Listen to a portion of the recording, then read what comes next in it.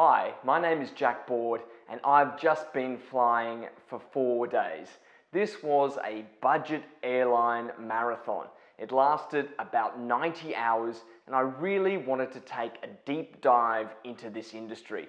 These budget airlines that all of us are flying more and more on a regular basis throughout Southeast Asia, and how the airlines net, with their fast expansion, have really changed the traveler's experience. Once flying used to be so glamorous, but today it seems to be more about value and utility. So I wanted to take it to the extreme.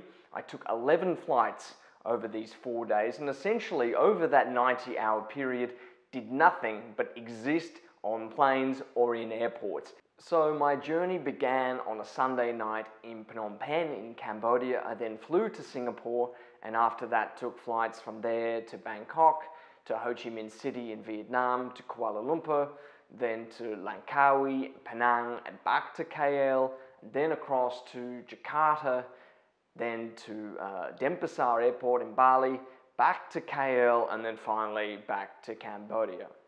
Now, during this time, I really was just trying to sleep wherever I could. So that included in transit lounges.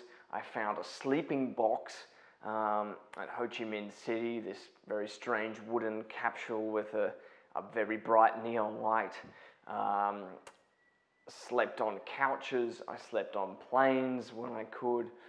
This was a really exhausting experience. Even after just a few hours after the first flight, I was already starting to feel really fatigued. There's something about being in an airport that's, you lose sense of time. People are traveling right around the clock. People are eating dinner or drinking a beer in the morning.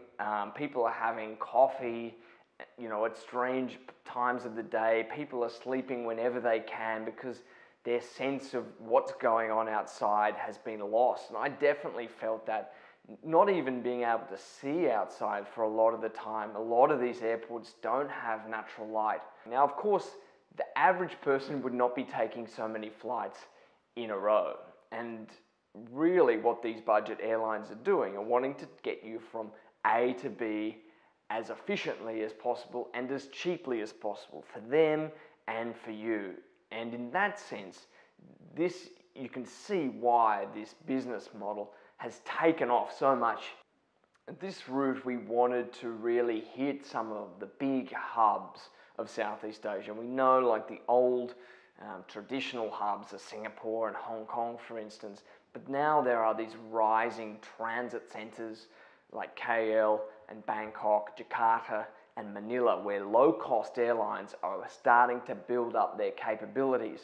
And the amount of traffic that's going through these airports now is quite astonishing, to the point where a lot of them are struggling to deal with the number of flights in and out every day. Clearly, the path for AirAsia and for other airlines like Scoot and Lion Air and Cebu Pacific is all about fast expansion. I should mention Vietjet as well out of Vietnam. They all have very aggressive models, and you can see even just on the booking pages now the number of options that exist for travelers. Point-to-point travel is the key for these airlines. No doubt airlines are looking at ways that they can streamline that experience, get rid of these long queues that exist in so many of the places.